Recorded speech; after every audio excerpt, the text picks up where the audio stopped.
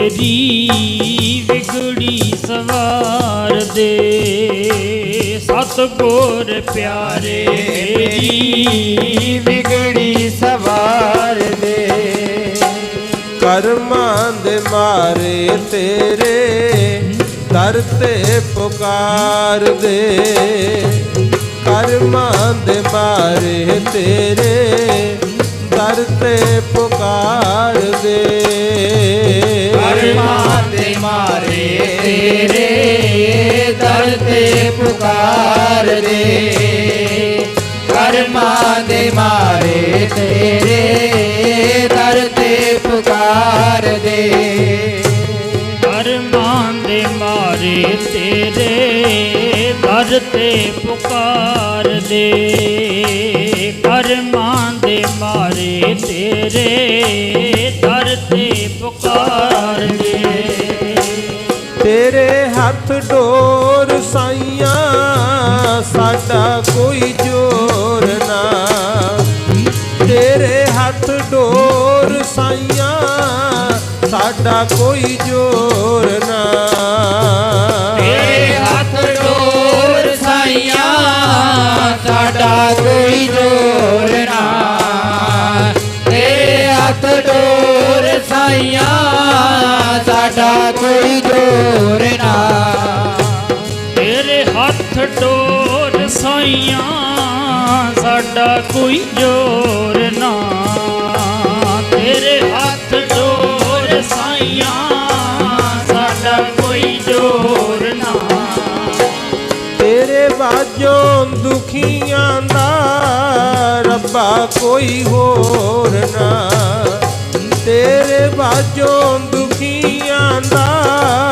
ਰੱਬਾ ਕੋਈ ਹੋਰ ਨਾ ਤੇਰੇ ਬਾਝੋਂ ਦੁਖੀਆਂ ਦਾ ਰੱਬਾ ਕੋਈ ਹੋਰ ਨਾ ਤੇਰੇ ਬਾਝੋਂ ਦੁਖੀਆਂ ਦਾ ਰੱਬਾ ਕੋਈ ਹੋਰ ਨਾ ਤੇਰੇ ਬਾਝੋਂ ਦੁਖੀਆਂ ਦਾ ਰੱਬਾ ਕੋਈ ਹੋਰ ਨਾ ਤੇਰੇ ਬਾਝੋਂ ਦੁਖੀਆਂ ਦਾ ਰੱਬਾ ਕੋਈ ਹੋਰ ਨਾ ਤੇਰੇ ਹੱਥ ਬੇੜੀ ਦਾਤਾ ਤੇਰੇ ਹੱਥ ਬੇੜੀ ਤੇਰੇ ਹੱਥ ਬੇੜੀ ਦਾਤਾ ਡੋਬ ਭਾਵੇਂ ਤਾਰ ਦੇ ਤੇਰੇ ਹੱਥ ਬੇੜੀ ਦਾਤਾ ਡੋਬ ਭਾਵੇਂ ਤਾਰ ਦੇ ਤੇਰੇ ਹੱਥ ਬੇੜੀ ਦਾਤਾ ਡੋਬ ਭਾਵੇਂ ਤਾਰ ਦੇ ਤੇਰੇ ਹੱਥ ਬੇੜੀ ਦਾਤਾ ਡੋਬ ਭਾਵੇਂ ਤਾਰ ਦੇ ਤੇਰੇ ਹੱਥ ਬੇੜੀ ਦਾਤਾ ਡੋਬ ਭਾਵੇਂ ਤਾਰ ਦੇ ਤੇਰੇ ਹੱਥ ਬੇੜੀ ਦਾਤਾ ਡੋਬ ਭਾਵੇਂ ਤਾਰ ਦੇ ਸਤਿਗੁਰ ਪਿਆਰੇ ਮੇਰੀ ਬਿਗੜੀ ਸਵਾਰ ਦੇ ਸਤਿਗੁਰ ਪਿਆਰੇ ਮੇਰੀ ਬਿਗੜੀ ਸਵਾਰ ਦੇ ਸਤਿਗੁਰ ਪਿਆਰੇ ਮੇਰੀ ਵਿਗੜੀ ਸਵਾਰ ਦੇ ਸਤਿਗੁਰ ਪਿਆਰੇ ਮੇਰੀ ਵਿਗੜੀ ਸਵਾਰ ਦੇ ਸਤਿਗੁਰ ਪਿਆਰੇ ਮੇਰੀ ਵਿਗੜੀ ਸਵਾਰ ਦੇ ਸਤਿਗੁਰ ਪਿਆਰੇ ਮੇਰੀ ਵਿਗੜੀ ਸਵਾਰ ਦੇ ਮੇਰਾ ਰੱਖ ਲਈ ਮਾਣ ਨਿਮਾਣੇ ਦਾ ਰੱਖ ਲਈ ਮਾਣ ਨਿਮਾਣੇ ਦਾ ਮੇਰਾ ਰੱਖ ਲਈ ਮਾਣ ਨਿਮਾਣੇ ਦਾ ਮੇਰਾ ਰੱਖ ਲਈ ਮਾਣ ਨਿਮਾਣੇ ਦਾ ਮੇਰਾ ਰੱਖ ਲਈ ਮਾਣ ਨਿਮਾਣੇ ਦਾ ਮੇਰਾ ਰੱਖ ਲਈ ਮਾਣ ਨਿਮਾਣੇ ਦਾ ਅਸੀਂ ਤੱਕਿਆ ਆਸਰਾ ਤੇਰਾ ਰੱਖ ਲਈ ਮਾਣ ਮੇਰਾ ਰੱਖ ਲਈ ਮਾਣ ਨਿਮਾਣੇ ਦਾ ਆਸਰਾ ਤੇਰਾ ਮਾਣ ਨਿਮਾਣੇ ਦਾ ਮੇਰਾ ਰੱਖ ਲਈ ਮਾਣ ਨਿਮਾਣੇ ਦਾ ਅਸੀਂ ਤੱਕਿਆ ਆਸਰਾ ਤੇਰਾ ਮੇਰਾ ਰੱਖ ਲਈ ਮਾਣ ਨਿਮਾਣੇ ਦਾ ਮੇਰਾ ਰੱਖ ਲਈ ਮਾਣ ਨਿਮਾਣੇ ਦਾ ਸਗਲ ਦੁਆਰ ਕੋ ਛਾੜ ਕੇ ਕਹਿਓ ਤੁਹਾਰੋ ਦੁਆਰ ਬਾਹੇ ਗਹੇ ਕੀ ਲਾਜ ਅਸ ਗੋਬਿੰਦ ਦਾਸ ਤੁਹਾਰ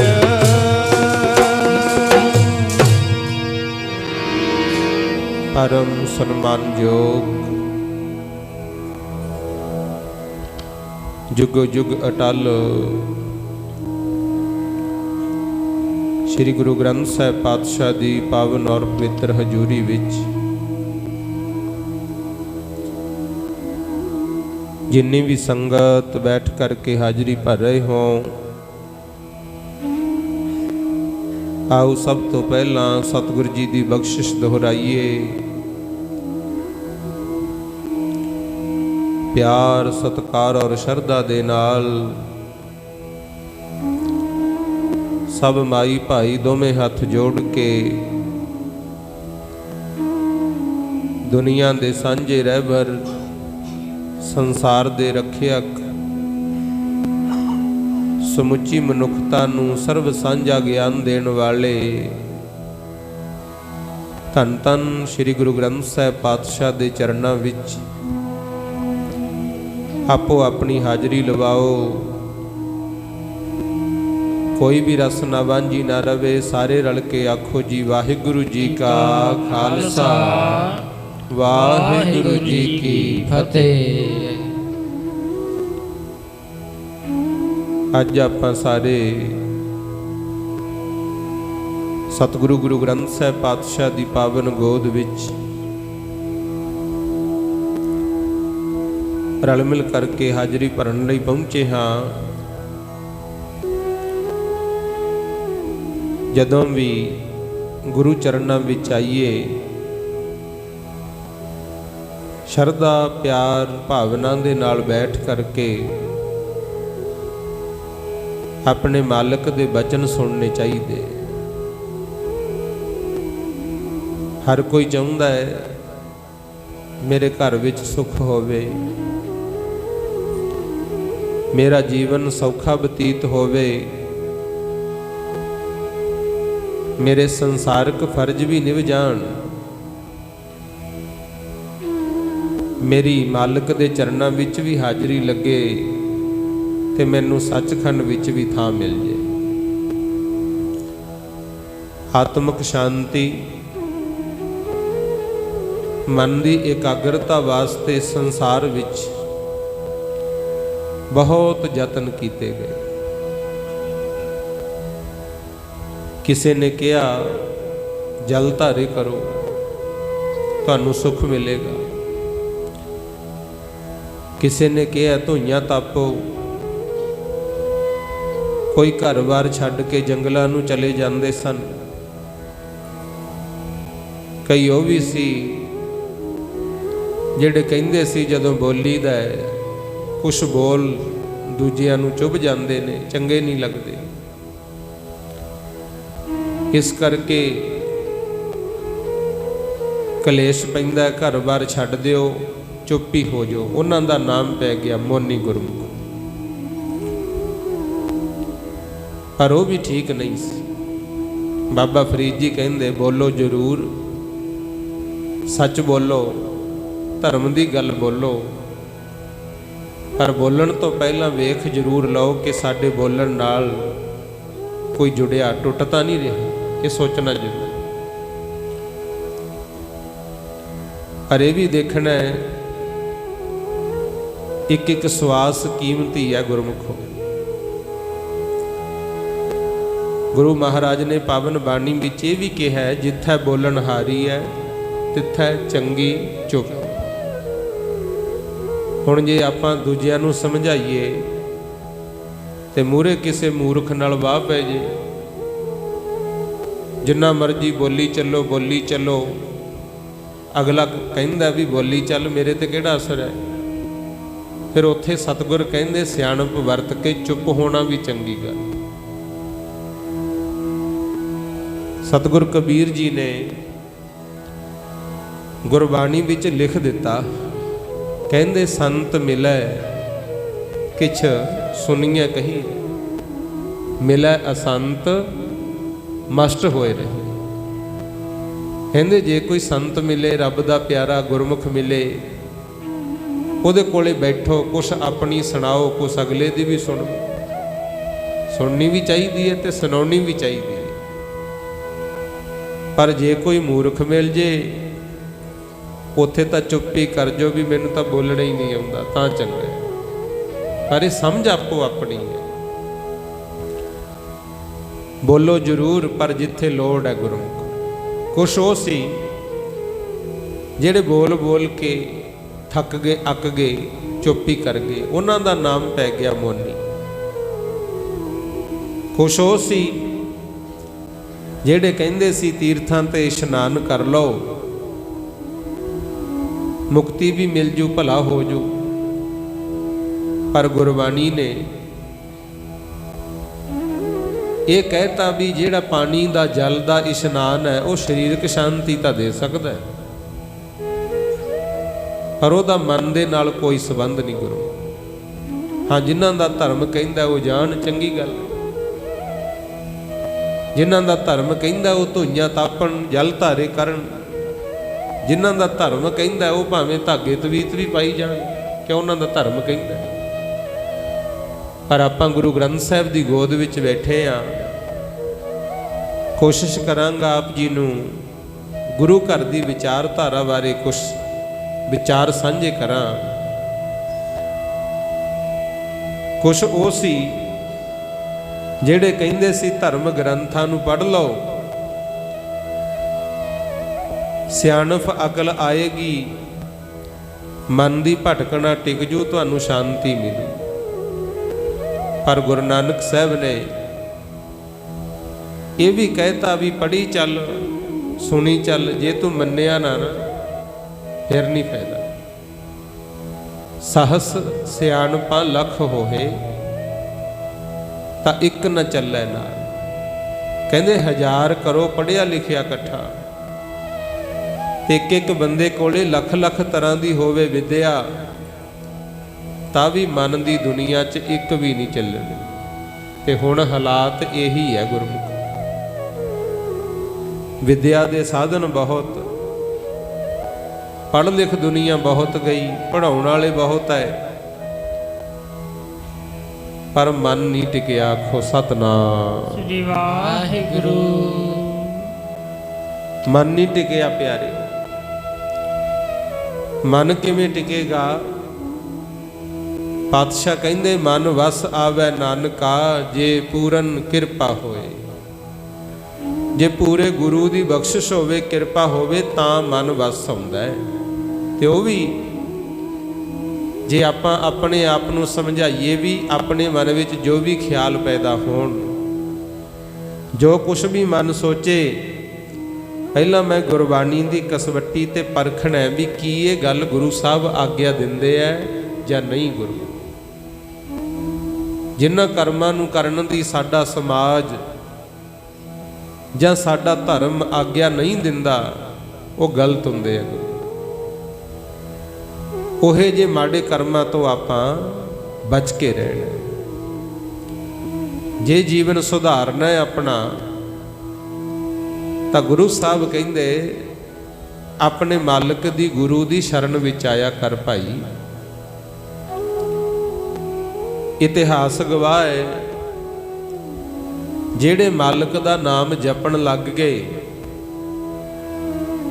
ਉਹਨਾਂ ਵਿੱਚ ਹੀ ਬਰਕਤਾਂ ਆਈਆਂ। ਗੁਰੂ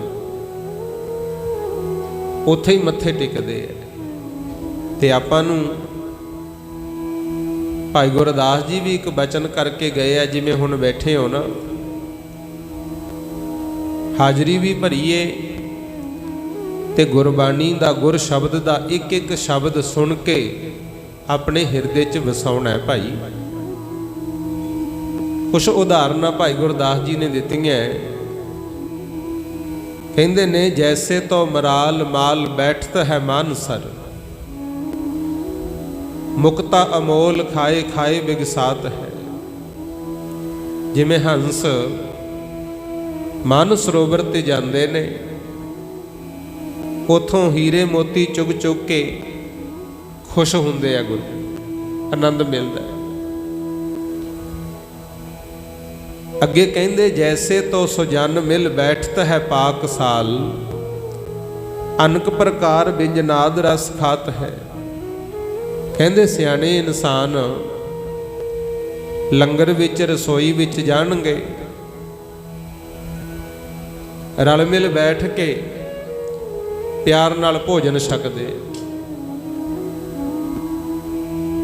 ਉਹਨਾਂ ਨੂੰ ਆਨੰਦ ਮਿਲਦਾ ਹੈ।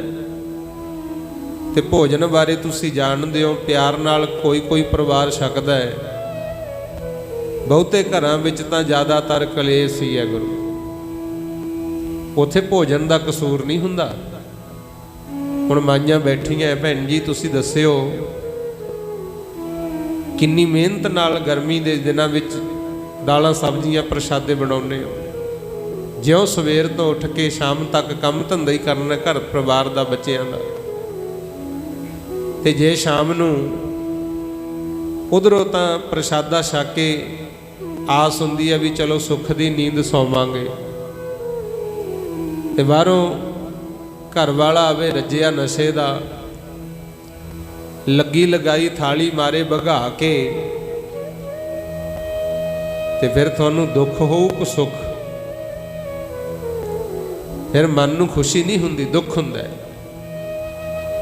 ਜਿਹੜੇ ਅੱਜ ਦੇ ਹਾਲਾਤ ਨੇ ਨਾ,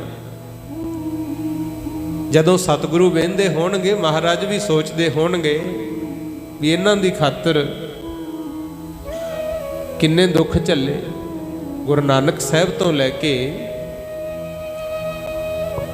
ਦਸੇ ਗੁਰੂ ਸਾਹਿਬਾਨਾਂ ਦਾ, ਸਿੰਘਾਂ ਸ਼ਹੀਦਾਂ ਦਾ, ਸਿੰਘਣੀਆਂ ਦਾ, ਭੁਜੰਗੀਆਂ ਭੁਜੰਗਣਾਂ ਦਾ ਇਤਿਹਾਸ ਪੜ੍ਹ ਕੇ ਵੇਖਿਓ। ਆ ਸਿੱਖੀ ਦਾ ਮਹਿਲ ਤਿਆਰ ਕਰਨ ਵਾਸਤੇ ਕਿੰਨੇ ਦੁੱਖ ਝੱਲੇ।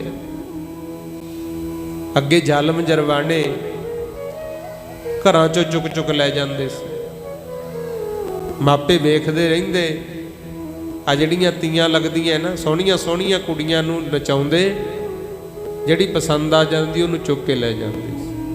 ਬੀਬੀ ਸੁੰਦਰੀ ਦਾ ਕਿਤੇ ਪੜ੍ਹਿਓ ਇਤਿਹਾਸ? ਪਰ ਦੁੱਖ ਤਾਂ ਇਹ ਹੈ, ਨਾ ਤੁਸੀਂ ਪੜ੍ਹਨਾ ਹੈ ਤੇ ਨਾ ਆਪਾਂ ਧਿਆਨ ਨਾਲ ਸੁਣ ਕੇ ਸਮਝਣਾ ਹੁੰਦਾ। ਗੁਰੂ ਮਾਪੇ ਪੈਰੀ ਪੱਗਾਂ ਧਰਦੇ, ਪਰ ਕੋਈ ਨਹੀਂ ਸੀ ਸੁਣਦਾ। ਇਹ ਤਾਂ ਸਾਡੇ ਗੁਰੂਆਂ ਨੇ ਸਾਡੇ ਵਿੱਚ ਅਣਖ ਭਰੀ ਕਿ ਨਹੀਂ ਭਾਈ, ਜੇ ਗੁਰੂ ਅਰਜਨ ਦੇਵ ਸਾਹਿਬ ਨੂੰ ਬਿਨਾਂ ਕਸੂਰ ਤੋਂ ਤੱਤੀ ਤਵੀ ਤੇ ਬਿਠਾ ਕੇ ਸ਼ਹੀਦ ਕਰ ਦਿੱਤਾ ਜਾਂਦਾ, ਇੱਥੇ ਚੁੱਪ ਰਹਿਣਾ ਪਾਪ ਹੈ। ਛੇਵੇਂ ਪਾਤਸ਼ਾਹ ਸਤਿਗੁਰੂ ਹਰਗੋਬਿੰਦ ਸਾਹਿਬ ਨੇ ਫਿਰ ਤਲਵਾਰ ਚੁੱਕੀ। ਗੁਰੂ 4 ਯੁੱਧ ਕੀਤੇ, ਚਾਰੇ ਹੀ ਜਿੱਤੇ। ਤੇ ਉਹ ਵੀ ਯੁੱਧ ਵੀ ਐਸੇ ਕਿਸੇ ਤੇ ਆਪ ਚੜ੍ਹਾਈ ਕਰਕੇ ਨਹੀਂ ਗਏ। ਜੇ ਘਰੇ ਬੈਠਿਆਂ ਨੂੰ ਕੋਈ ਮਾਰਨ ਆ ਜੇ, ਫਿਰ ਤੇ ਗੁਰਮੁਖੋ ਹੱਕ ਬਣਦਾ ਨਾ। ਜਿਵੇਂ ਹੁਣ ਵਧੀਆ ਕਿਸਾਨ ਆਪੋ ਆਪਣਾ ਕੰਮ ਧੰਦਾ ਕਰਦੇ ਸੀ, ਦੁਕਾਨਦਾਰ ਆਪਣੀ ਥਾਂ ਠੀਕ, ਕਿਸਾਨ ਆਪਣੀ ਥਾਂ, ਦਿਹਾੜੀਦਾਰ ਆਪਣੀ ਥਾਂ। ਪਰ ਨਵੇਂ-ਨਵੇਂ ਕਾਇਦੇ ਕਾਨੂੰਨ ਇਹੋ ਜਿਹੇ ਬਣੇ ਜਿਹਦੇ ਵਿੱਚ ਹਰ ਵਰਗ ਨੂੰ ਦੁੱਖ ਹੋਇਆ। ਗੁਰੂ ਰੌਲਾ ਪਾਉਂਦੇ ਹੋ ਨਾ, ਧਰਨੇ ਲੱਗ ਰਹੇ ਆ, ਥਾਂ ਥਾਂ ਮੁਜ਼ਾਹਰੇ ਹੋ ਰਹੇ ਆ, ਤੇ ਜਿੱਥੇ ਭੀੜ ਹੋਵੇ ਕਈ ਵਾਰੀ ਆਪਣਾ ਵੀ ਜਾਨੀ ਮਾਨੀ ਨੁਕਸਾਨ ਹੋ ਜਾਂਦਾ। ਕਿੰਨੀ ਦੁਨੀਆ, ਕੱਲ੍ਹ ਵੀ ਖਬਰਾਂ ਪੜ੍ਹੀਆਂ ਵੀ ਧਰਨੇ ਵਿੱਚ ਕਿੰਨਿਆਂ ਦੀ ਮੌਤ ਹੋ ਗਈ। ਗੁਰੂ ਹੋ ਜਾਂਦਾ ਹੈ। ਪਰ ਇਹ ਰੌਲਾ ਪਾਉਣ ਦੀ ਲੋੜ ਕਿਉਂ ਪਈ?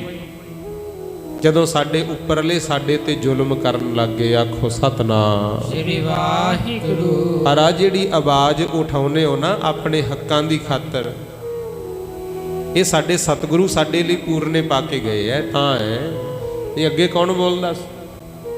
ਅਮੀਰ ਮੰਨੂ ਵੇਲੇ ਬੀਬੀਆਂ ਨੂੰ ਚੁੱਕ ਕੇ ਲੈ ਗਏ, ਬੱਚਿਆਂ ਦੇ ਟੋਟੇ ਕਰ ਕਰ ਝੋਲੀਆਂ ਚ ਪਾਤੇ, ਕੋਈ ਬੋਲਿਆ ਗੁਰਮੁਖ? ਇਹੋ ਜਿਹੇ ਹਾਲਾਤ ਸੀ। ਪਰ ਜੋ ਬੇਨਤੀ ਕਰ ਰਹੇ ਹਾਂ ਅੱਜ, ਜਿਵੇਂ ਧਰਮਾਂ ਦੀ ਬੇਅਦਬੀ ਹੋ ਰਹੀ ਹੈ, ਕਿਤੇ ਗੀਤਾ ਪੜ੍ਹ ਕੇ ਸਿੱਟੀ ਜਾਂਦੀ ਹੈ, ਕਿਤੇ ਬਾਈਬਲ, ਕਿਤੇ ਗੁਰੂ ਗ੍ਰੰਥ ਸਾਹਿਬ ਦੇ ਸਰੂਪ ਨੂੰ ਗਲੀਆਂ 'ਚ ਪੱਤਰੇ ਪੱਤਰੇ ਕਰਕੇ ਖਿਲਾਰਿਆ ਜਾਂਦਾ ਹੈ। ਕਿੰਨੀਆਂ ਘਟਨਾਵਾਂ ਰੋਜ਼ ਪੜ੍ਹਦੇ ਆ। ਜਦੋਂ ਇਹ ਜੇ ਹਾਲਾਤ ਸਤਿਗੁਰ ਵਹਿੰਦੇ ਹੋਣਗੇ ਤੇ ਉਹ ਵੀ ਸੋਚਦੇ ਹੋਣਗੇ। ਜਿਵੇਂ ਮੈਂ ਪਹਿਲਾਂ ਬੇਨਤੀ ਕੀਤੀ ਹੈ ਨਾ, ਭੋਜਨ ਜਿਹੜਾ ਛਕੂਗਾ, ਖਾਊਗਾ ਤੇ ਪਚਾਊਗਾ, ਉਸੇ ਨੂੰ ਹੀ ਰਸ ਮਿਲੂ, ਉਸੇ 'ਚ ਹੀ ਤਾਕਤ ਪਊ। ਜਿਹਨੇ ਲੱਗੀ ਲਗਾਈ ਥਾਲੀ ਵਗਾ ਕੇ ਮਾਰਨੀ ਹੈ, ਉਹਨੂੰ ਕੀ ਕਦਰ ਗੁਰੂ। ਗੁਰੂ ਗ੍ਰੰਥ ਸਾਹਿਬ ਦੀ ਜੇ ਗੱਲ ਕਰੀਏ, ਸਤਿਗੁਰ ਕਹਿੰਦੇ ਨੇ ਥਾਲ ਵਿੱਚ 3 ਵਸਤੂ ਪਈਓ, ਸਤ ਸੰਤੋਖ ਵਿਚਾਰੋ। ਕਹਿੰਦੇ ਇਹ ਗੁਰੂ ਗ੍ਰੰਥ ਸਾਹਿਬ ਰੂਪੀ ਥਾਲ ਦੇ ਵਿੱਚ ਤੇਰੀ ਆਤਮਾ ਦੀ ਖੁਰਾਕ ਭੋਜਨ ਹੈ। ਇੱਕ ਇੱਕ ਅੱਖਰ ਗੁਰਬਾਣੀ ਦਾ ਭਜਨ ਹੈ। ਇਹ ਆਤਮਾ ਦੀ ਖੁਰਾਕ ਹੈ। ਭਜਨ ਤੇ ਭੋਜਨ ਦੋਵੇਂ ਖੁਰਾਕਾਂ ਹੈ ਸਰੀਰ ਦੀਆਂ ਗੁਰੂ। ਪਰ ਮਹਾਰਾਜ ਕਹਿੰਦੇ ਸਤ ਸੰਤੋਖ ਵਿਚਾਰੋ, ਇਹਦੇ ਵਿੱਚ ਸੱਚ ਹੈ। ਸਬਰ ਸੰਤੋਖ ਆਉਂਦਾ ਬਾਣੀ ਪੜ੍ਹ ਕੇ। ਵਿਚਾਰ ਕਰ ਅੰਮ੍ਰਿਤ ਨਾਮ ਠਾਕੁਰ ਕਾ ਪਈਓ, ਜਿਸ ਕਾ ਸਬਸ ਆਧਾਰ। ਇਹਦੇ ਵਿੱਚ ਵਾਹਿਗੁਰੂ ਦਾ ਅੰਮ੍ਰਿਤ ਨਾਮ ਪਿਆ ਗੁਰਮੁਖੋ, ਜਿਹਦਾ ਸਾਰਿਆਂ ਨੂੰ ਆਸਰਾ ਹੈ। ਕੋਈ ਇਹ ਨਹੀਂ ਵੀ ਇਕੱਲੇ ਸਿੱਖਾਂ ਵਾਸਤੇ ਨਹੀਂ ਭਾਈ, ਕੋਈ ਵੀ ਆਵੇ। ਮਹਾਰਾਜ ਤਾਂ ਕਹਿੰਦੇ ਨੇ ਅਵਲ ਅੱਲਾਹ ਨੂਰ ਉਪਾਇਆ ਕੁਦਰਤ ਕੇ ਸਭ ਬੰਦੇ, ਏਕ ਨੂਰ ਤੇ ਸਭ ਜਗ ਉਪਜਿਆ ਕੌਣ ਭਲੇ ਕੋ ਮੰਦੇ। ਕੋਈ ਬੋਲੇ ਰਾਮ ਰਾਮ, ਕੋਈ ਖੁਦਾਏ, ਕੋਈ ਸੇਵੈ ਗੁਸਈਆਂ, ਕੋਈ ਅੱਲਾਹ ਹੈ। ਤਾਂ ਹੀ ਤਾਂ ਸਾਰਿਆਂ ਨੂੰ ਬਰਾਬਰ ਸਤਿਕਾਰ ਦਿੱਤਾ। ਮਹਾਰਾਜ ਕਹਿੰਦੇ ਸਾਰੇ ਹੀ ਅੱਲਾਹ ਦਾ ਨੂਰ ਨੇ। ਕੋਈ ਵੀ ਪੜ੍ਹੇ, ਕੋਈ ਵੀ ਬਾਣੀ ਸੁਣੇ, ਜਿਹਨੇ ਆਪਣੇ ਹਿਰਦੇ 'ਚ ਵਸਾ ਲਿਆ ਇਹਨਾਂ ਬਚਨਾਂ ਨੂੰ, ਉਹਦਾ ਉਧਾਰ ਹੁੰਦਾ। ਆਖੋ ਸਤਨਾਮ ਸ੍ਰੀ ਵਾਹਿਗੁਰੂ। ਪਰ ਇਹਨੂੰ ਗੁਰਮੁਖੋ ਛਕਣਾ ਔਖਾ ਬਹੁਤ, ਕਿਉਂਕਿ ਮਹਿੰਗੀ ਹੈ। ਬਸ ਸਸਤਾ ਜਿਹਾ ਸੌਦਾ ਦੁਨੀਆ ਲੱਭਦੀ ਹੈ, ਪਰ ਜਿਹੜੀ ਚੀਜ਼ ਹੀ ਬਹੁਤ ਮਹਿੰਗੀ ਹੋਵੇ ਉਹਨੂੰ ਪਹਿਲੀ ਗੱਲ ਤਾਂ ਖਾਣਾ ਪੀਣਾ ਹੀ ਔਖਾ ਹੈ, ਫਿਰ ਪਹੁੰਚਾਉਣਾ ਵੀ ਹਰੇਕ ਦੇ ਵੱਸ ਦੀ ਗੱਲ ਨਹੀਂ। ਅੱਜ ਜਿਹੜਾ ਆਪਾਂ ਕਹਿੰਦੇ ਆ ਨਾ ਵੀ ਬਾਣੀ ਪੜ੍ਹਨ ਵੇਲੇ ਮਨ ਨਹੀਂ ਲੱਗਦਾ, ਜਾਂ ਸੰਗਤ ਕਰਨ ਨੂੰ ਕੋਈ ਤਿਆਰ ਨਹੀਂ, ਬਹਿ ਕੇ ਸੁਣਦਾ ਨਹੀਂ, ਉਹਦਾ ਕਸੂਰ ਇਹ ਹੈ ਕਿ ਇਹ ਮਹਿੰਗੀ ਵਸਤੂ ਹੈ ਗੁਰਮੁਖੋ। ਜਿਹੜੇ ਹੋਣ ਹੀ ਕੌਡੀਆਂ ਦੇ ਵਪਾਰੀ, ਉਹਨਾਂ ਨੂੰ ਹੀਰਿਆਂ ਦੀ ਕਾਹਦੀ ਪਰਖ ਗੁਰਮੁਖ, ਉਹਨਾਂ ਨੂੰ ਲਾਲਾਂ ਦੀ ਕਾਹਦੀ ਪਰਖ। ਅੱਗੇ ਮਹਾਂਪੁਰਖ ਪੜ੍ਹਦੇ ਹੁੰਦੇ, ਜਿਹੜੇ ਕੌਡੀਆਂ ਖਰੀਦਣ ਵਾਲੇ ਲਾਲਾਂ ਦੀ ਕਿਸਾਰ ਜਾਣਦੇ, ਜਿਹੜੇ ਕੌਡੀਆਂ ਖਰੀਦਣ ਵਾਲੇ ਲਾਲਾਂ ਦੀ ਕਿਸਾਰ ਜਾਣਦੇ, ਕੌਡੀਆਂ ਖਰੀਦਣ ਵਾਲੇ ਲਾਲਾਂ ਦੀ ਕਿਸਾਰ ਜਾਣਦੇ। ਬਣੇ ਰਹੋ। ਜਿਹੜੇ ਕੌਡੀਆਂ ਖਰੀਦਣ ਵਾਲੇ ਲਾਲਾਂ ਦੀ ਕਿਸਾਰ ਜਾਣਦੇ, ਜਿਹੜੇ ਕੌਡੀਆਂ ਖਰੀਦਣ ਵਾਲੇ ਲਾਲਾਂ ਦੀ ਕਿਸਾਰ ਜਾਣਦੇ, ਜਿਹੜੇ ਕੌਡੀਆਂ ਖਰੀਦਣ ਵਾਲੇ ਲਾਲਾਂ ਦੀ ਕਿਸਾਰ ਜਾਣਦੇ, ਜਿਹੜੇ ਕੌਡੀਆਂ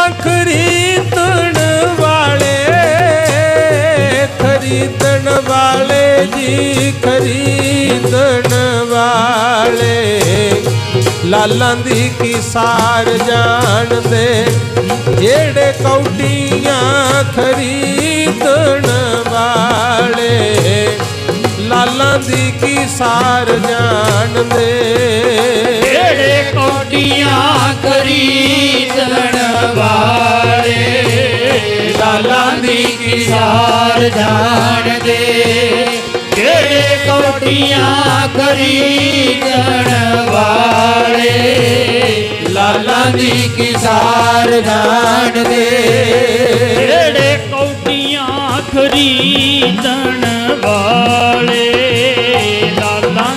ਕੀ ਸਾਰ ਜਾਣਦੇ, ਜਿਹੜੇ ਕੌਡੀਆਂ ਖਰੀਦਣ ਵਾਲੇ ਲਾਲਾਂ ਦੀ ਕੀ ਸਾਰ ਜਾਣਦੇ। ਜਿਹੜਾ ਖਰੀਦਦਾ ਹੀ ਕੌਡੀਆਂ, ਟੁੱਟੀਆਂ ਪੁਰਾਣੀਆਂ ਚੱਪਲਾਂ ਬੂਟ ਚੱਪਲਾਂ ਦਾ ਹੀ ਜਿਹੜਾ ਖਰੀਦਦਾਰ ਹੋਵੇ ਉਹਨੂੰ ਲਾਲਾਂ ਦੀ ਕੀ ਸਾਰ ਗੁਰੂ। ਇਹ ਮਹਿੰਗੀ ਹੈ ਵਸਤੂ, ਪਰ ਸ਼ੁਕਰ ਕਰਿਆ ਕਰੋ ਜਿਹੜੇ ਜੁੜੇ ਹੋਏ ਆ, ਜਿਨ੍ਹਾਂ ਦੇ ਘਰ ਵਿੱਚ ਗੁਰਸਿੱਖੀ ਹੈ, ਅੰਮ੍ਰਿਤ ਦੀ ਦਾਤ ਹੈ, ਸੇਵਾ ਨੂੰ ਜੀ ਕਰਦਾ, ਸ਼ੁਕਰ ਕਰਿਆ ਕਰੋ ਦਾਤੇ ਦਾ।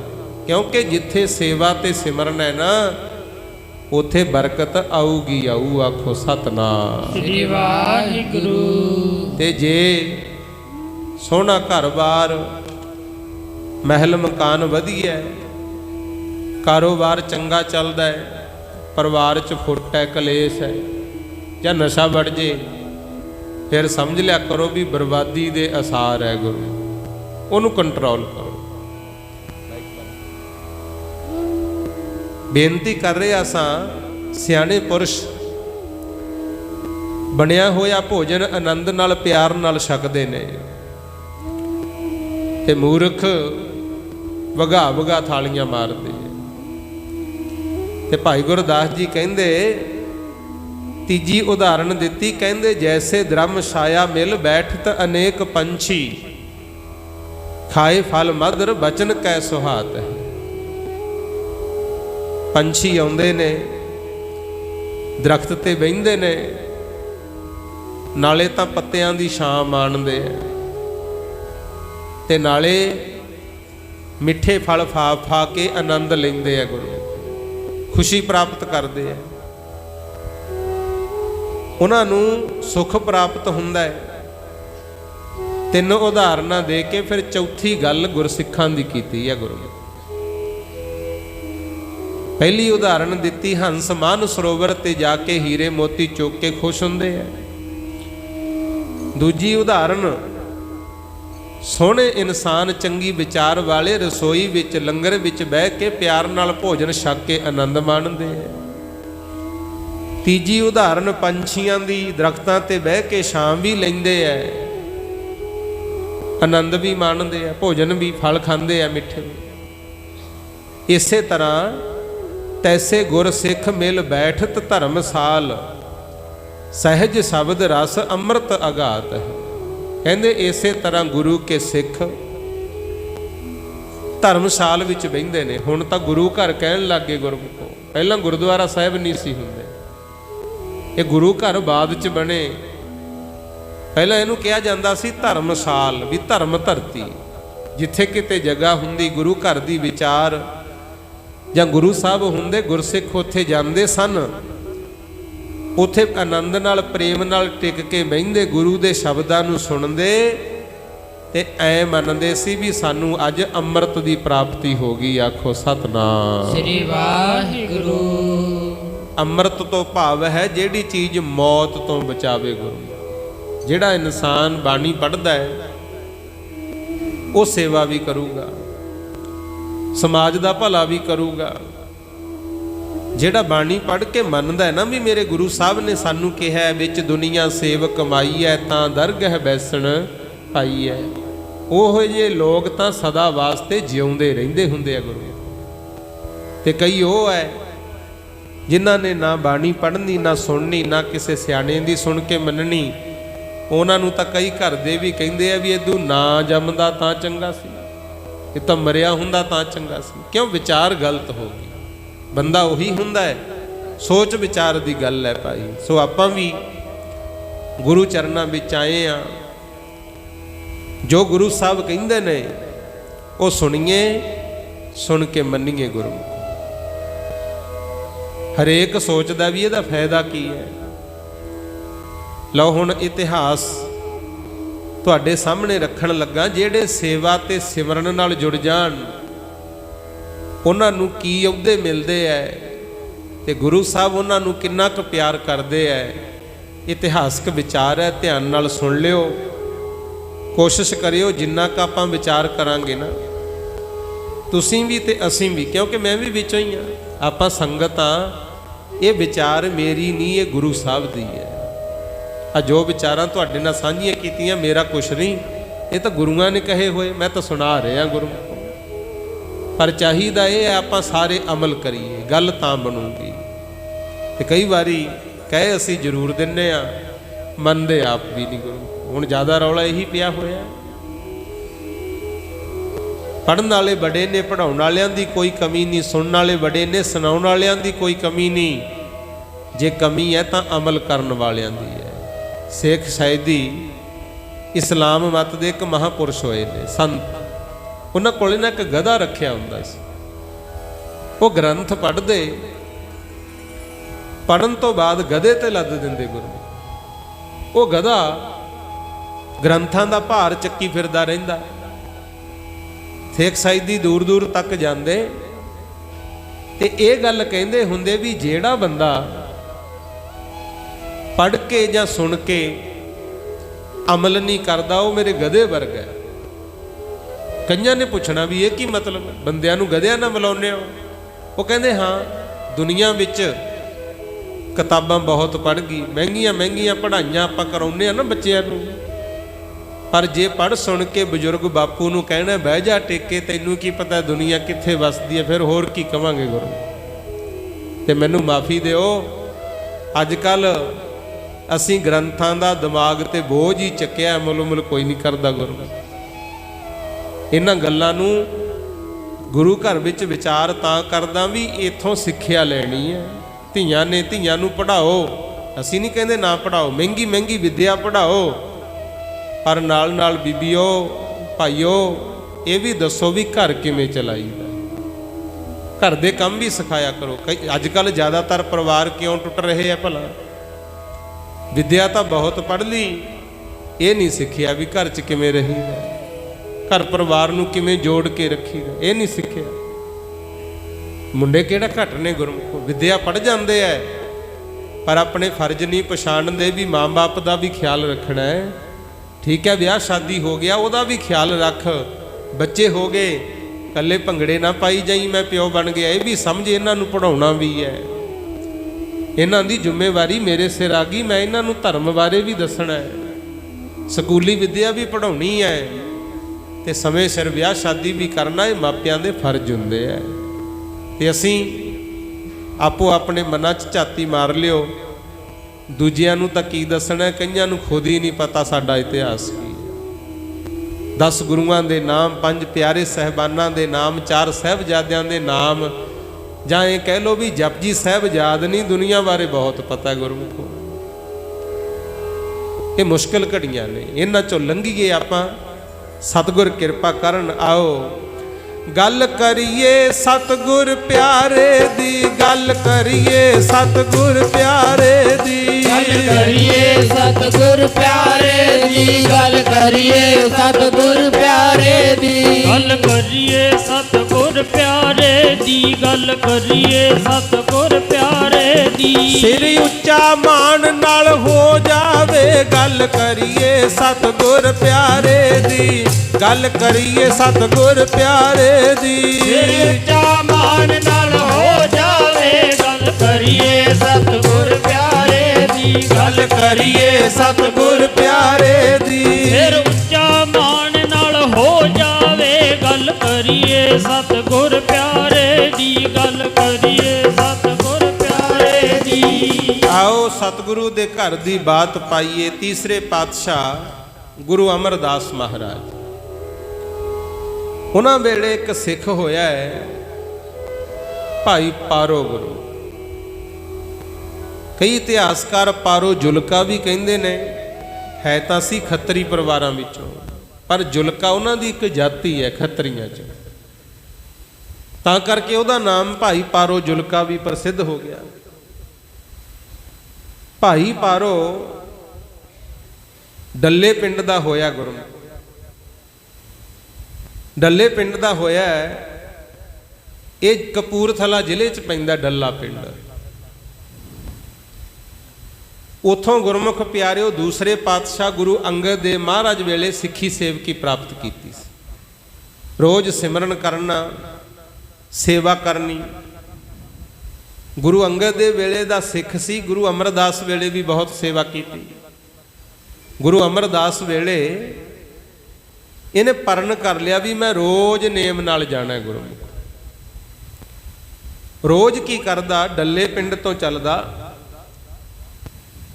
ਬਿਆਸਾ ਦਰਿਆ ਪਾਰ ਕਰਕੇ ਗੋਇੰਦਵਾਲ ਸਾਹਿਬ ਜਾਂਦਾ ਹੁੰਦਾ।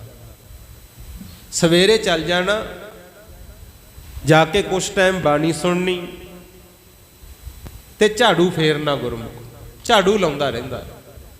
ਸੰਗਤ ਦੇ ਜੂਠੇ ਬਰਤਨ ਵੀ ਸਾਫ਼ ਕਰਨੇ।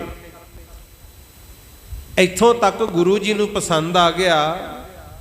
ਗੁਰੂ ਮਹਾਰਾਜ ਇਹਨੂੰ ਕਹਿੰਦੇ ਹੁੰਦੇ ਇਹ ਸਾਡਾ ਪਰਮਹੰਸ ਹੈ। ਆਖੋ ਸਤਨਾਮ ਸ੍ਰੀ ਵਾਹਿਗੁਰੂ। ਹੰਸ ਤਾਂ ਬਹੁਤ ਹੁੰਦੇ ਆ, ਪਰਮਹੰਸ ਪਤਾ ਕਿਹੜਾ ਹੁੰਦਾ? ਉਹਦੀ ਚੁੰਝ ਵਿੱਚ ਕੁਦਰਤ ਵੱਲੋਂ ਇੱਕ ਖਟਾਸ ਪਾਈ ਹੁੰਦੀ ਹੈ। ਦੁੱਧ ਦਾ ਬਾਟਾ ਭਰ ਕੇ ਪਰਮਹੰਸ ਦੇ ਮੂਹਰੇ ਰੱਖ ਦਿਓ। ਜਦੋਂ ਹੀ ਉਹ ਦੁੱਧ ਵਿੱਚ ਚੁੰਝ ਪਾਊਗਾ, ਦੁੱਧ ਫਟ ਜਾਂਦਾ ਹੈ, ਪਾਣੀ ਅੱਡ ਤੇ ਦੁੱਧ ਦੀਆਂ ਫੁੱਟੀਆਂ ਅੱਡ।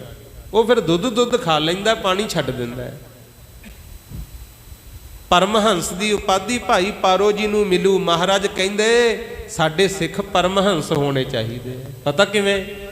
ਵੀ ਜੇ ਕੋਈ ਗੱਲ ਗਲਤ ਸੁਣ ਲਈ ਜਾਂ ਦੇਖ ਲਈ, ਉਹਨੂੰ ਤਾਂ ਛੱਡ ਦਿਓ ਥਾਏ, ਤੇ ਜਿਹੜੀ ਗੱਲ ਲੱਭੇ ਕੋਈ ਚੰਗੀ, ਉਹਨੂੰ ਦਿਮਾਗ 'ਚ ਵਸਾ ਲਓ, ਅੱਗੇ ਵੀ ਦੱਸੋ ਵੀ ਆਹ ਚੰਗੀ ਗੱਲ ਹੈ।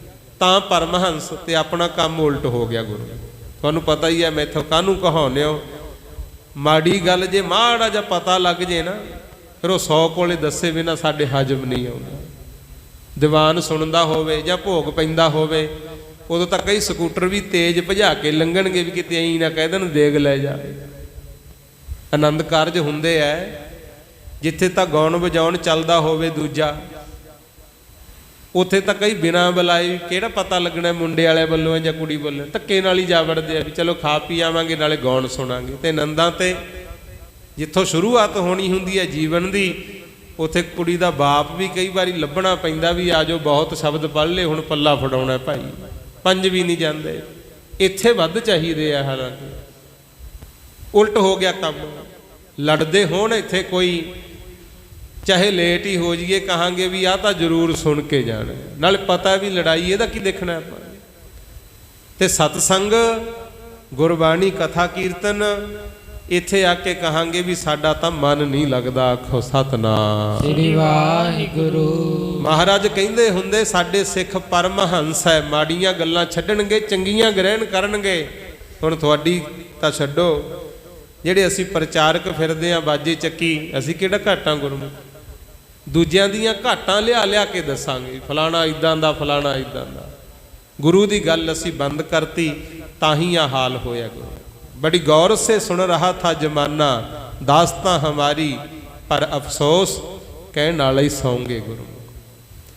गुरु अमरदास वेले भाई पारो ने डल्ले पिंड तो चलना, ब्यासा दरिया पार करके गोइंदवाल साहब जाना, सेवा करनी। सतगुर नूं बड़े चंगे लगदे। एक दिन की होया, जलंधर दा सूबेदार सी गुरमुख, अब्दुल्ला ओहदा नाम सी। ਉਹ ਫੌਜਾਂ ਲੈ ਕੇ ਅੱਗੇ ਜਾ ਰਿਹਾ ਸੀ ਤੇ ਬਿਆਸਾ ਦੇ ਵਿੱਚ ਹੜ੍ਹ ਆਇਆ ਹੋਇਆ। ਉਹ ਰੁਕ ਗਿਆ ਵੀ ਜਦੋਂ ਪਾਣੀ ਘਟੂ ਫੇਰ ਲੰਘਾਂਗੇ। ਦੇਖੀ ਗਿਆ ਸੀ। ਇੰਨੇ ਨੂੰ ਭਾਈ ਪਾਰੋ ਜੀ ਆਏ, ਘੋੜੇ ਤੇ ਚੜੇ ਹੋਏ।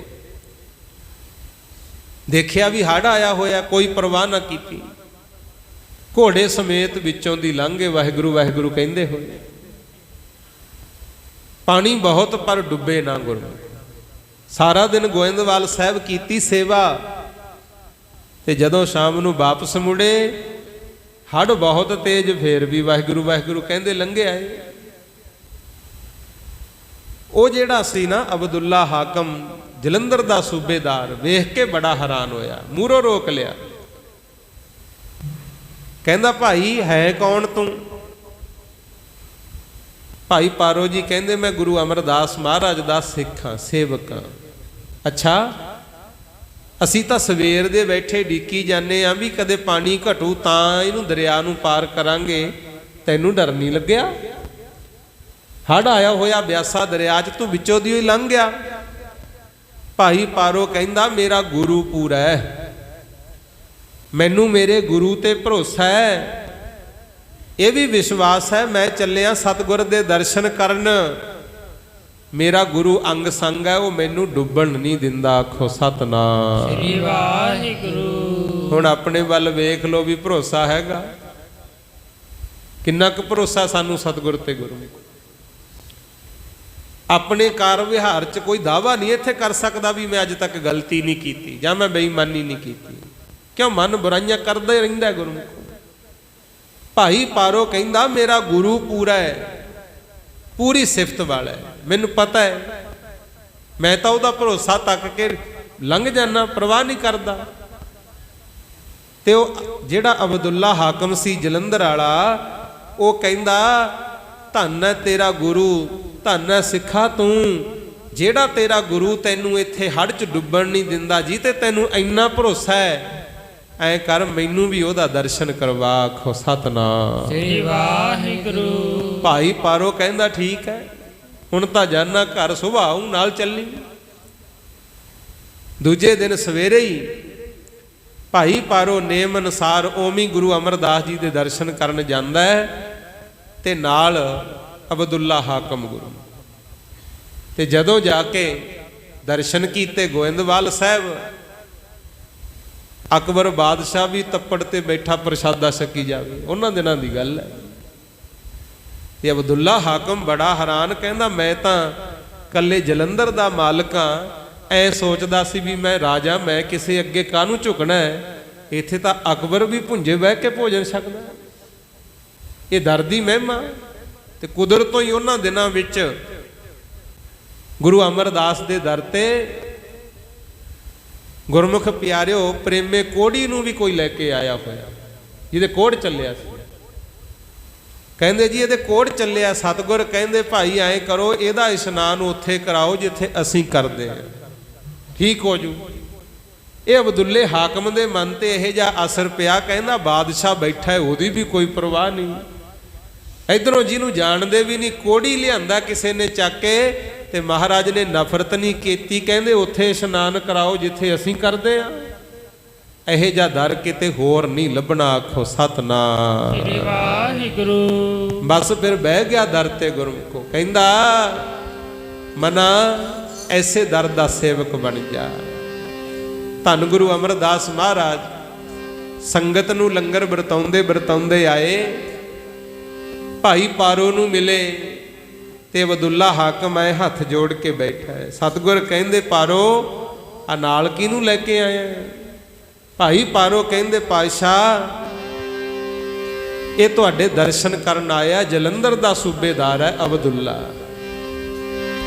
ਅੱਜ ਮਤਵਾਲੇ ਤੇਰੇ ਦਰ ਆ ਕੇ ਬੈਠੇ ਵਾਂਗ ਫਕੀਰਾਂ ਦੇ, ਅੱਜ ਮਤਵਾਲੇ ਤੇਰੇ ਦਰ ਆ ਕੇ ਬੈਠੇ ਵਾਂਗ ਫਕੀਰਾਂ ਦੇ, ਮਤਵਾਲੇ ਤੇਰੇ ਦਰ ਆ ਕੇ ਬੈਠੇ ਵਾਂਗ ਫਕੀਰਾਂ ਦੇ, ਅੱਜ ਮਤਵਾਲੇ ਤੇਰੇ ਦਰ ਆ ਕੇ ਬੈਠੇ ਵਾਂਗ ਫਕੀਰਾਂ ਦੇ, ਅੱਜ ਮਤਵਾਲੇ ਤੇਰੇ ਦਰ ਆ ਕੇ ਬੈਠੇ ਵਾਂਗ ਫਕੀਰਾਂ ਦੇ, ਅੱਜ ਮਤਵਾਲੇ ਤੇਰੇ ਦਰ ਆ ਕੇ ਬੈਠੇ ਵਾਂਗ ਫਕੀਰਾਂ ਦੇ। ਦਰਸ ਤੇਰੇ ਨੂੰ ਲੋਚਣ ਸਾਹਿਬਾ ਪੁੱਤਰ ਸ਼ਾਹ ਅਮੀਰਾਂ ਦੇ, ਦਰਸ ਤੇਰੇ ਨੂੰ ਲੋਚਣ ਸਾਹਿਬਾ ਪੁੱਤਰ ਸ਼ਾਹ ਅਮੀਰਾਂ ਦੇ, ਦਰਸ ਤੇਰੇ ਨੂੰ ਲੋਚਣ ਸਾਹਿਬਾ ਪੁੱਤਰ ਸ਼ਾਹ ਅਮੀਰਾਂ ਦੇ, ਦਰਸ ਤੇਰੇ ਨੂੰ ਲੋਚਣ ਪੁੱਤਰ ਸ਼ਾਹ ਅਮੀਰਾਂ ਦੇ, ਦਰਸ ਤੇਰੇ ਨੂੰ ਲੋਚਣ ਸਾਹਿਬਾ ਪੁੱਤਰ ਸ਼ਾਹ ਅਮੀਰਾਂ ਦੇ, ਦਰਸ ਤੇਰੇ ਨੂੰ ਲੋਚਣ ਸਾਹਿਬਾ ਪੁੱਤਰ ਸ਼ਾਹ ਅਮੀਰਾਂ ਦੇ। ਤੇਰੇ ਦਰ ਤੇ ਝਾੜੂ ਫੇਰਨ ਮਾਲਕ ਮੁਲਕ ਜਗੀਰਾਂ ਦੇ, ਤੇਰੇ ਦਰ ਤੇ ਝਾੜੂ ਫੇਰਨ ਮਾਲਕ ਮੁਲਕ ਜਗੀਰਾਂ ਦੇ, ਤੇਰੇ ਦਰ ਤੇ ਝਾੜੂ ਫੇਰਨ ਮਾਲਕ ਮੁਲਕ ਜਗੀਰਾਂ ਦੇ, ਤੇਰੇ ਦਰ ਤੇ ਝਾੜੂ ਫੇਰਨ ਮਾਲਕ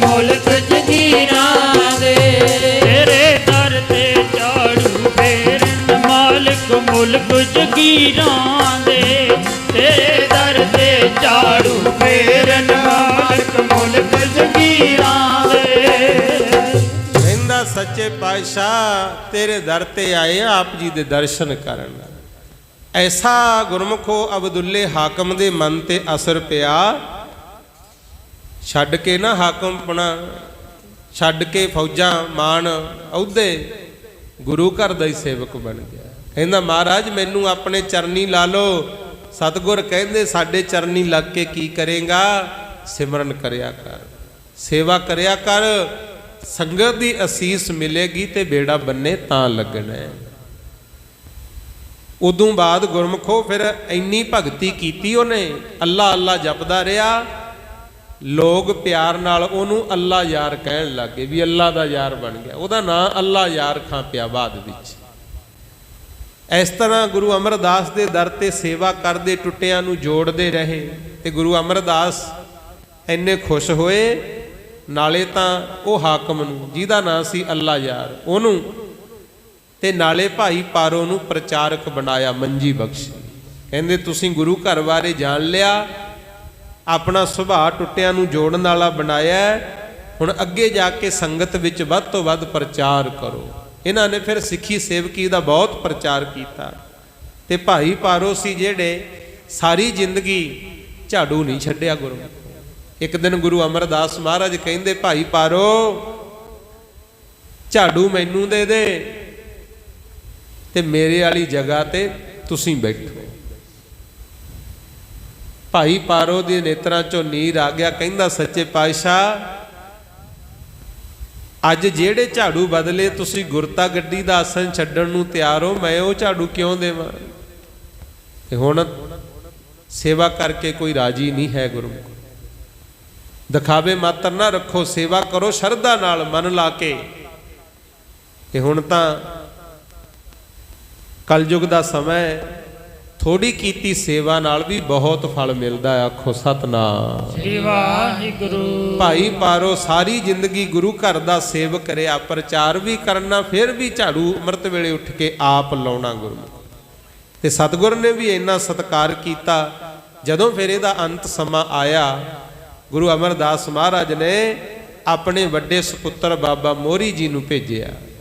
ਹੱਥੀਂ ਉਹਨਾਂ ਦਾ ਸੰਸਕਾਰ ਵੀ ਕੀਤਾ, ਪਰਿਵਾਰ ਦੇ ਨਾਲ ਦੁੱਖ ਸੁੱਖ ਵੀ ਸਾਂਝਾ ਕੀਤਾ ਗੁਰਮੁਖੋ। ਤੇ ਭਾਈ ਪਾਰੋ ਨੇ ਮਨ ਇਦਾਂ ਦਾ ਬਣਾਇਆ ਸੀ, ਕਹਿੰਦਾ ਜੋ ਕੁਛ ਮੇਰੇ ਕੋਲ ਹੈ ਮੇਰੀ ਮੌਤ ਤੋਂ ਬਾਅਦ ਉਹ ਗੁਰੂ ਘਰ ਨੂੰ ਭੇਟਾ ਦੇਣਾ।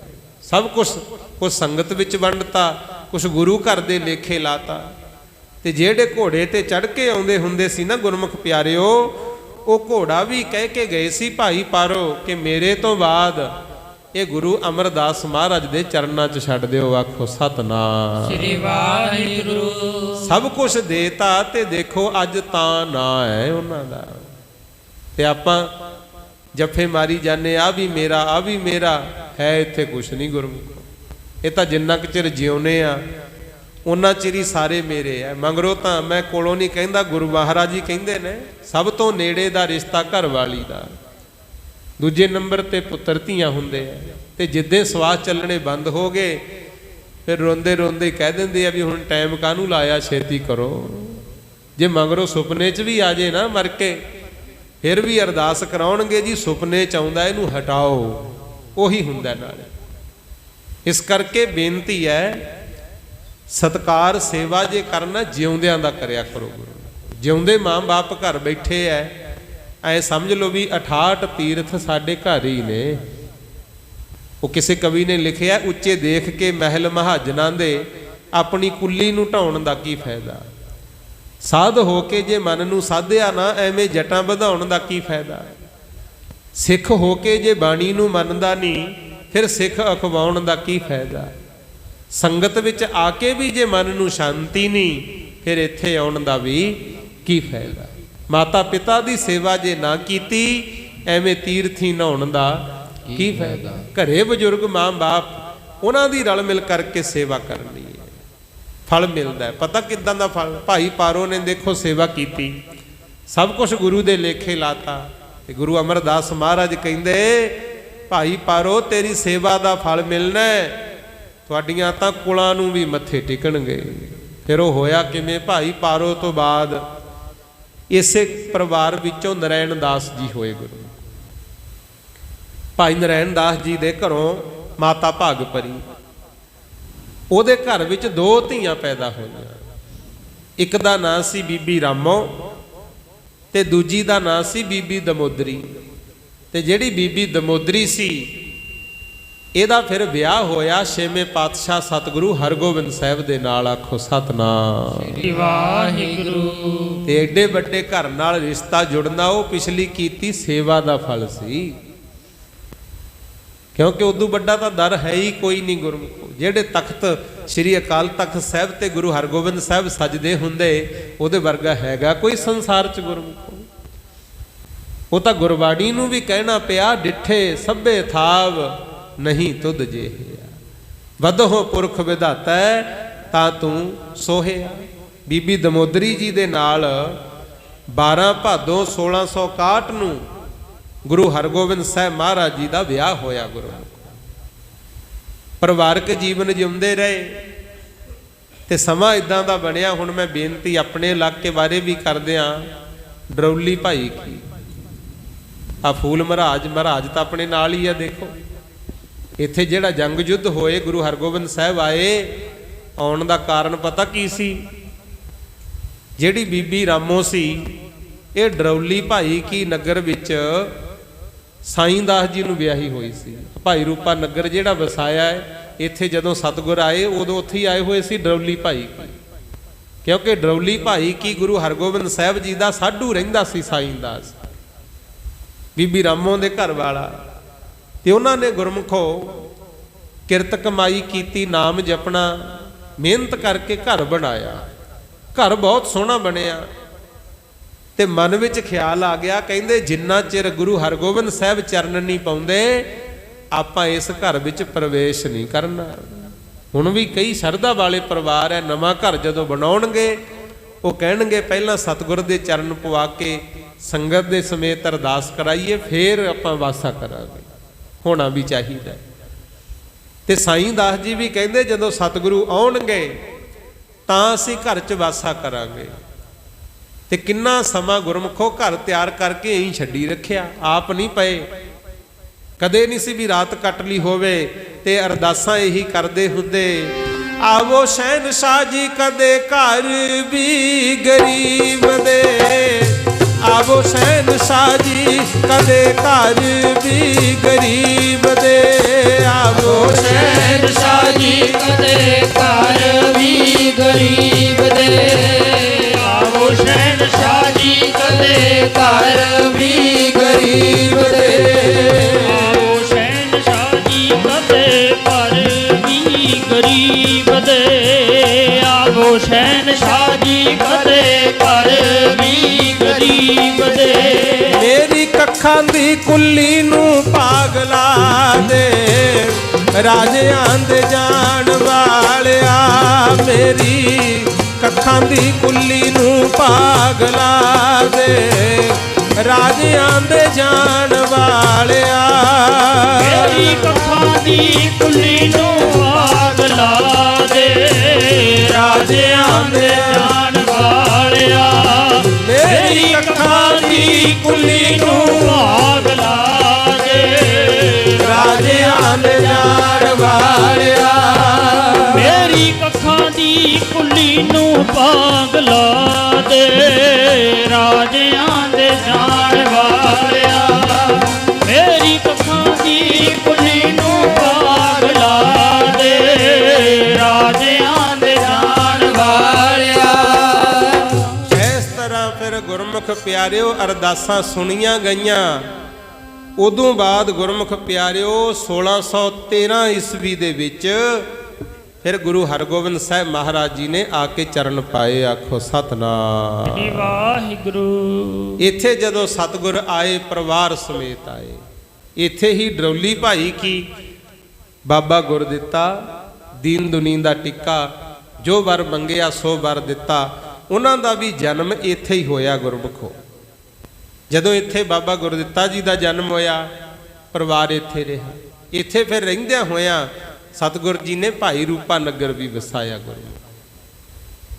ਉਦੋਂ ਬਾਅਦ ਜੰਗ ਯੁੱਧ ਸ਼ੁਰੂ ਹੋ ਗਏ। ਮਾਤਾ ਦਮੋਦਰੀ ਜੀ ਪਰਿਵਾਰ ਇੱਥੇ ਰਹਿ ਪਿਆ। 1613 ਦੇ ਵਿੱਚ ਬਾਬਾ ਗੁਰਦਿੱਤਾ ਜੀ ਦਾ ਆਗਮਨ ਹੋਇਆ ਇੱਥੇ ਹੀ। ਇੱਕ ਗੁਰੂ ਹਰਗੋਬਿੰਦ ਸਾਹਿਬ ਛੇਵੇਂ ਸਤਿਗੁਰੂ ਜੀ ਦੀ ਧੀ ਸੀ ਜਿਹਦਾ ਨਾਮ ਬੀਬੀ ਵੀਰੋ। 1615 ਵਿੱਚ ਬੀਬੀ ਵੀਰੋ ਜੀ ਦਾ ਜਨਮ ਹੋਇਆ ਤੇ 1618 ਦੇ ਵਿੱਚ ਅਣੀ ਰਾਏ ਜੀ ਦਾ ਜਨਮ ਹੋਇਆ। ਇੱਥੇ ਡਰੌਲੀ ਭਾਈ ਕੀ 3 ਬੱਚੇ ਗੁਰੂ ਹਰਗੋਬਿੰਦ ਸਾਹਿਬ ਜੀ ਦੇ ਘਰ ਵਿੱਚ ਇੱਥੇ ਜਨਮੇ ਗੁਰਮੁਖੋ। ਗੁਰੂ ਹਰਗੋਬਿੰਦ ਸਾਹਿਬ ਆਲੇ ਦੁਆਲੇ ਵੀ ਸੰਗਤਾਂ ਨੂੰ ਤਾਰਦੇ ਰਹੇ। ਮਾਤਾ ਦਮੋਦਰੀ ਜੀ ਇੱਥੇ ਰਹੇ 18 ਸਾਲ ਲੰਘੇ ਗੁਰਮੁਖ। 18 ਸਾਲਾਂ ਬਾਅਦ ਚੱਲਦਾ ਫਿਰਦਾ ਫੇਰ ਪਰਿਵਾਰ ਜਦੋਂ ਇੱਥੇ ਆਇਆ ਤੇ ਇੱਥੇ ਮਾਤਾ ਦਮੋਦਰੀ ਜੀ ਬਿਮਾਰ ਸਨ ਬਹੁਤ ਜ਼ਿਆਦਾ। ਸਰੀਰਕ ਬਿਮਾਰੀ ਦੇ ਕਾਰਨ 13 ਜੁਲਾਈ 1631 ਹਾੜ ਨੂੰ ਮਾਤਾ ਦਮੋਦਰੀ ਜੀ ਸਰੀਰ ਛੱਡ ਗਏ। ਉਹਨਾਂ ਦਾ ਸੰਸਕਾਰ ਕਰਨ ਵਾਸਤੇ ਧੰਨ ਗੁਰੂ ਹਰਗੋਬਿੰਦ ਸਾਹਿਬ ਮਹਾਰਾਜ ਜੀ ਆਪ ਪਹੁੰਚੇ ਗੁਰਮੁਖ। ਹੱਥੀਂ ਸੰਸਕਾਰ ਕੀਤਾ। ਅਜੇ ਤਿਆਰੀ ਹੋ ਰਹੀ ਸੀ ਤੇ ਜਿਹੜੇ ਗੁਰੂ ਜੀ ਦੇ ਸਾਧੂ ਤੇ ਸਾਈਂ ਦਾਸ ਜੀ ਦੇ ਘਰ ਵਾਲੀ ਬੀਬੀ ਰਾਮੋ ਦਮੋਦਰੀ ਦੀ ਭੈਣ, ਇਹ ਕਹਿ ਲੋ ਗੁਰੂ ਹਰਗੋਬਿੰਦ ਸਾਹਿਬ ਜੀ ਦੀ ਸਾਲੀ ਲੱਗਦੀ ਸੀ, ਉਹ ਵੀ ਗੁਰਮੁਖੋ ਇਸ ਵਿਛੋੜੇ ਨੂੰ ਸਹਾਰ ਨਾ ਸਕੇ। ਮਾਤਾ ਦਮੋਦਰੀ ਜੀ ਦਾ ਇੰਨਾ ਦੁੱਖ ਲੱਗਿਆ, ਸਾਈਂ ਦਾਸ ਜੀ ਤੇ ਬੀਬੀ ਰਾਮੋ ਵੀ ਸਰੀਰ ਛੱਡ ਗਏ ਗੁਰਮੁਖੋ। ਹੁਣ 3 ਮੌਤਾਂ ਘਰ 'ਚ ਇਕੱਠੀਆਂ ਹੋਈਆਂ। ਉਹਨਾਂ ਨੇ ਬੇਨਤੀ ਕੀਤੀ ਸੀ, ਮਹਾਰਾਜ ਇਹ ਵਿਛੋੜਾ ਸਾਥੋਂ ਸਿਹਾ ਨਹੀਂ ਜਾਂਦਾ। ਆ ਜਦੋਂ ਵੀ ਕੋਈ ਪ੍ਰਾਨੀ ਚਲਿਆ ਜਾਂਦਾ ਹੈ ਆਪਾਂ ਅਰਦਾਸ ਕਰਦੇ ਆ ਨਾ ਵੀ ਮਹਾਰਾਜ ਭਾਣਾ ਮੰਨਣ ਦਾ ਬਲ ਬਖਸ਼ਿਓ, ਕਿਉਂਕਿ ਕਈ ਉਹ ਹੁੰਦੇ ਆ ਜਿਹੜੇ ਐਸਾ ਦੁੱਖ ਨੂੰ ਸਹਾਰ ਨਹੀਂ ਸਕਦੇ। ਬੜੇ ਐਸੇ ਸੀ ਜਿਹੜੇ ਮਰ ਜਾਂਦੇ ਸੀ ਮੰਗਰ ਗੁਰਮੁਖ ਪਿਆਰੇ। ਹੁਣ ਇਹਨਾਂ ਦਾ ਸੰਸਕਾਰ ਗੁਰੂ ਹਰਗੋਬਿੰਦ ਸਾਹਿਬ ਜੀ ਨੇ ਆਪਣੇ ਹੱਥੀਂ ਕੀਤਾ। ਗੁਰਦੁਆਰਾ ਅੰਗੀਠਾ ਸਾਹਿਬ ਬਣਿਆ ਹੋਇਆ ਤੇ ਜਦੋਂ ਪਤਾ ਲੱਗੀ ਡੱਲੇ ਖਬਰ ਵੀ ਇਦਾਂ ਕਰਕੇ 3 ਮੈਂਬਰ ਪਰਿਵਾਰ ਦੇ ਚਲਾਣਾ ਕਰ ਗਏ। ਨਰਾਇਣ ਦਾਸ ਜੀ, ਮਾਤਾ ਭਾਗਪਰੀ, ਗੁਰੂ ਹਰਗੋਬਿੰਦ ਸਾਹਿਬ ਦੇ ਸੱਸ ਸਹੁਰਾ, ਉਹ ਪ੍ਰਚਾਵਣੀ ਵਾਸਤੇ ਆਏ, ਦੁੱਖ ਸਾਂਝਾ ਕਰਨ ਵਾਸਤੇ। ਤੇ ਭਾਈ ਕੀ ਡਰੌਲੀ ਆਉਣ ਤੋਂ ਪਹਿਲਾਂ ਸਰਹੀਣਾ ਪਿੰਡ 5 ਕਿਲੋਮੀਟਰ ਪਹਿਲਾਂ ਪਰਲੇ ਪਾਸੇ ਪੈਂਦਾ ਆਪਣੇ ਤੋਂ। ਜਦੋਂ ਉੱਥੇ ਆਏ ਸੰਗਤ ਤੁਰੀ ਜਾਂਦੀ ਸੀ, ਉਹਨਾਂ ਨੇ ਦੱਸਤਾ ਵੀ ਇਦਾਂ ਕਰਕੇ ਮਾਤਾ ਦਮੋਦਰੀ ਜੀ ਤੇ ਸਾਈਂ ਦਾਸ ਤੇ ਬੀਬੀ ਰਾਮੋ ਸਰੀਰ ਛੱਡ ਗਏ। ਉਹਨਾਂ ਦੇ ਮਨ ਵਿੱਚ ਵੀ ਇੰਨੀ ਸ਼ਰਧਾ ਪਿਆਰ ਸਦਮਾ ਸਹਿ ਨਾ ਸਕੇ, ਉੱਥੇ ਹੀ ਖੜਿਆਂ ਨੇ ਕਰਕੇ ਅਰਦਾਸ, ਉਹਨਾਂ ਨੇ ਵੀ ਸਰੀਰ ਛੱਡਤਾ। ਆਖੋ ਸਤਨਾਮ ਵਾਹਿਗੁਰੂ। ਇਹੋ ਜਿਹਾ ਪਿਆਰ ਪਰਿਵਾਰਾਂ ਵਿੱਚ ਗੁਰਮੁਖੋ। ਫਿਰ 5 ਦਾ ਸੰਸਕਾਰ ਡਰੌਲੀ ਭਾਈ ਕੀ ਗੁਰਦੁਆਰਾ ਅੰਗੀਠਾ ਸਾਹਿਬ ਜਿਹੜਾ ਮਾਤਾ ਦਮੋਦਰੀ ਦੀ ਯਾਦ ਵਿੱਚ ਹੈ, ਇੱਥੇ ਗੁਰੂ ਹਰਗੋਬਿੰਦ ਸਾਹਿਬ ਜੀ ਨੇ ਆਪ ਕੀਤਾ ਸੀ। ਇਹੋ ਜਿਹਾ ਵੀ ਹੋਇਆ ਇਤਿਹਾਸ ਵਿੱਚ। ਆ ਤਾਂ ਹੁਣ ਅਰਦਾਸਾਂ ਕੀਤੀਆਂ ਜਾਂਦੀਆਂ ਜਦੋਂ ਕੋਈ ਪ੍ਰਾਨੀ ਸਰੀਰ ਛੱਡਦਾ ਹੈ ਨਾ, ਅਰਦਾਸ ਕੀਤੀ ਜਾਂਦੀ ਹੈ ਫਲਾਣੀਆਂ ਦਾ ਪਾਠ ਕਰਕੇ। ਉਦੋਂ ਵੀ ਆਪਾਂ ਕਹਿੰਦੇ ਆ ਵੀ ਸੱਚੇ ਪਾਤਸ਼ਾਹ ਫਲਾਣਾ ਸਿਓ ਚਲਿਆ ਗਿਆ, ਉਹਨਾਂ ਨੂੰ ਚਰਨਾਂ 'ਚ ਨਿਵਾਸ ਤੇ ਪਿੱਛੇ ਪਰਿਵਾਰ ਨੂੰ ਭਾਣਾ ਮੰਨਣ ਦਾ ਬਲ ਬਖਸ਼ਿਓ। ਤੇ ਤਾਂ ਹੀ ਕਿੰਨੇ ਕਿੰਨੇ ਦੁੱਖ ਝੱਲ ਕੇ ਗੁਰੂ ਸਾਹਿਬਾਨਾਂ ਨੇ ਸਾਡੇ ਵਾਸਤੇ ਪੂਰਨੇ ਪਾਏ ਆ। ਇਹ ਠੀਕ ਨਹੀਂ ਮਾਰਗ, ਕਿਉਂਕਿ ਅੱਗੇ ਹੁੰਦਾ ਸੀ ਇੱਕ ਦਾ ਦੁੱਖ ਨਾ ਸਹਾਰਦੇ ਹੋਏ ਦੂਜਾ ਸਰੀਰ ਛੱਡ ਜਾਂਦਾ ਸੀ। ਪਰ ਦੇਖਿਓ ਧੰਨ ਗੁਰੂ ਤੇਗ ਬਹਾਦਰ ਮਹਾਰਾਜ ਵੱਲ, ਦੇਖਿਓ ਧੰਨ ਧੰਨ ਮਾਤਾ ਗੁਜਰ ਕੌਰ ਵੱਲ, ਕਿੰਨੇ ਦੁੱਖ ਝੱਲੇ। ਧੰਨ ਗੁਰੂ ਗੋਬਿੰਦ ਸਿੰਘ ਦਾ ਜਿਗਰਾ, ਉਹਨਾਂ ਦਾ ਤਾਂ ਆਪਾਂ ਬਿਆਨ ਹੀ ਨਹੀਂ ਕਰ ਸਕਦੇ। ਅੱਖਾਂ ਸਾਹਮਣੇ ਪੁੱਤਰ ਸ਼ਹੀਦ ਕਰਾਉਣੇ। ਗੁਰਮੁਖ ਪਿਆਰਿਓ, ਪਿਤਾ ਨੂੰ ਆਪ ਤੋਰਨਾ ਦੇਸ਼ ਕੌਮ ਲਈ ਸ਼ਹੀਦੀ ਦੇਣ ਵਾਸਤੇ, ਤੇ ਆਪ ਸਾਰੀ ਜ਼ਿੰਦਗੀ ਸੰਸਾਰ ਦੇ ਭਲੇ ਲਈ ਲਾ ਦੇਣੀ। ਤਾਂ ਅੱਜ ਕਹਿੰਦੇ ਆ ਵੀ ਨਾ ਕੋਈ ਹੋਇਆ ਨਾ ਕੋਈ ਹੋਣਾ। ਆਖੋ ਸਤਨਾਮ ਵਾਹਿਗੁਰੂ। ਕਿਸੇ ਨਾਲ ਕੋਈ ਵਿਤਕਰਾ ਨਹੀਂ, ਕਿਸੇ ਦੇ ਧਰਮ ਨੂੰ ਠੇਸ ਨਹੀਂ ਪਹੁੰਚਾਈ, ਸਭ ਦਾ ਹੀ ਸਤਿਕਾਰ ਕੀਤਾ। ਸੋ ਇਸ ਤਰ੍ਹਾਂ ਭਾਈ ਆਪਾਂ ਵੀ ਰਲ ਮਿਲ ਕੇ ਰਹਿਣਾ। ਸੋ ਗੁਰੂ ਘਰ ਦਾ ਇਤਿਹਾਸ ਮੈਂ ਆਪ ਜੀ ਦੇ ਨਾਲ ਸਾਂਝਾ ਕੀਤਾ ਹੈ। ਭਾਈ ਪਾਰੋ ਦੀ ਸੇਵਾ ਨੂੰ ਫਲ ਲੱਗੇ ਤਾਂ ਜਾ ਕੇ ਗੁਰੂ ਮਹਾਰਾਜ ਦੇ ਚਰਨਾਂ ਵਿੱਚ ਉਹਨਾਂ ਦੇ ਪਰਿਵਾਰਕ ਪਿਛੋਕੜ ਨੂੰ ਵੀ ਥਾਂ ਮਿਲੀ ਤੇ ਅੱਜ ਨਮਸਕਾਰਾਂ ਹੋ ਰਹੀਆਂ। ਗੁਰੂ ਕਿ ਆਪਾਂ ਵੀ ਸੰਸਾਰ ਤੇ ਆਏ ਆ, ਜਿਹੜੇ ਤਾਂ ਭਾਈ ਚੰਗੇ ਕਰਮ ਕਰਦੇ ਆ, ਦੁਨੀਆ ਉਹਨਾਂ ਦੇ ਦਰਸ਼ਨ ਕਰਨਾ ਚਾਹੁੰਦੀ ਹੈ। ਤੇ ਜਿਹੜੇ ਹੋਣ ਹੀ ਮਾੜੇ, ਕਈ ਇਹ ਵੀ ਕਹਿੰਦੇ ਆ ਵੀ ਫਲਾਣਾ ਕਿਤੇ ਮੱਥੇ ਹੀ ਨਾ ਲੱਗ ਜੇ, ਕੰਮ ਨਹੀਂ ਬਣਨਾ। ਇਹ ਕਰਮਾਂ ਦੀ ਖੇਡ ਆ ਸਾਰੀ। ਸੋ ਇਸ ਕਰਕੇ ਕਰੋ ਕਰਮ ਐਸੇ ਕਰੇ ਯਾਦ ਦੁਨੀਆ, ਤੁਹਾਡੇ ਲਈ ਕਰੇ